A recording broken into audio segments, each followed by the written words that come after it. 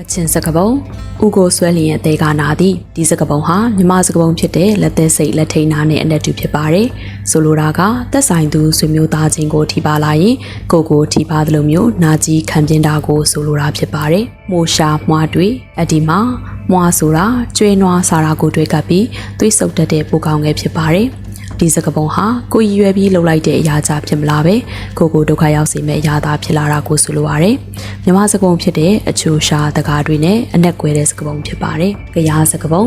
ယရနာရှိရာယရနာစုဒီစကားပုံဟာမြမစကားပုံဖြစ်တဲ့အမြုတေရှိရာမြုတေစုနဲ့အနက်တူဖြစ်ပါတယ်ယရနာရှိတဲ့နေရာကိုယရနာတွေစုဝေးရောက်ရှိလာတတ်တယ်လို့အကောင်အမွန်တွေရှိရာညာရာစီအကောင်အမွန်ဥစ္စာတွေပဲထပ်ပြီးရောက်ရှိလာတာကိုဆိုလိုတာဖြစ်ပါတယ်ဘောက်ဖတ်ထီဘူးသူတခါနှစ်မှတ်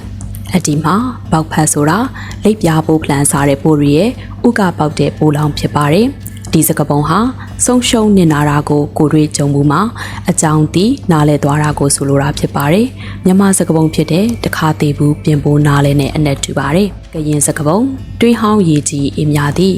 ဒီစကားပုံက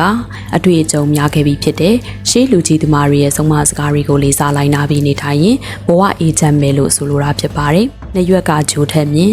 ဒီစကားပုံဟာမြန်မာစကားပုံဖြစ်တဲ့အဖထက်သားဒလာကြီးနဲ့အနက်တူဖြစ်ပါတယ်။မိဘတွေဆရာသမားတွေကိုကြော်လွန်ပြီးလူသိလူတက်လှုပ်တတ်တာမျိုးကိုဆိုလိုတာပဲဖြစ်ပါတယ်။